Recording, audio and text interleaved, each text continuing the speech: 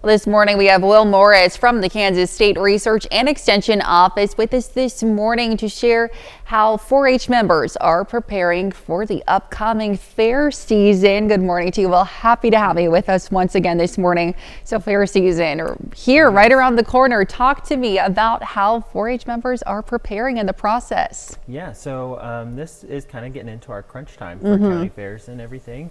It's going to be a hot, busy season as we approach. But it's also a very exciting time because this is something that youth have been working towards since the beginning of the 4-H year, which was in October. Wow. So a lot of prep and time and effort has gone into this. So as they get closer to this time, they're putting the final touches on projects, working with their livestock or whatever area that they are in.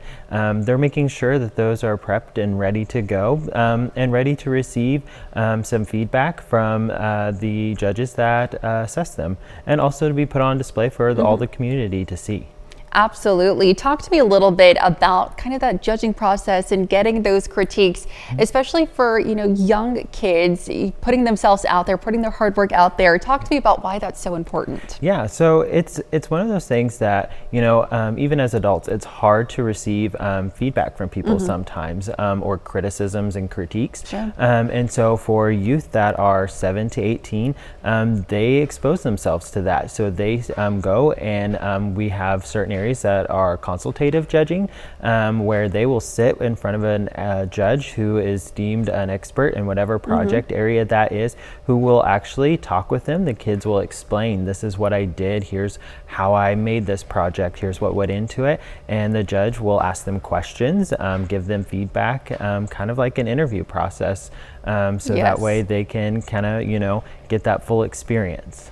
Absolutely. Talk to me a little bit about some of the upcoming county fairs. If community members want to come out, if families want to, maybe they're interested in 4-H for the next season. Talk to me about how they can get involved. Yeah, so I would encourage everybody to go check out their local county fairs. So those will typically kick off kind of after the 4th of July and everything. And so there is a lot of effort that goes into putting on a county fair, from the night events where you may have rodeos, demolition derbies, tractor pulls, things like that, to the day events such as the shows and things that they'll be able to see, or just walking around the fairgrounds. So oftentimes when you walk around a fairgrounds, you may see youth carrying an arts and crafts project or leading a goat. And so those kids are 4-H members and sometimes FFA members that have put a lot of work into those projects.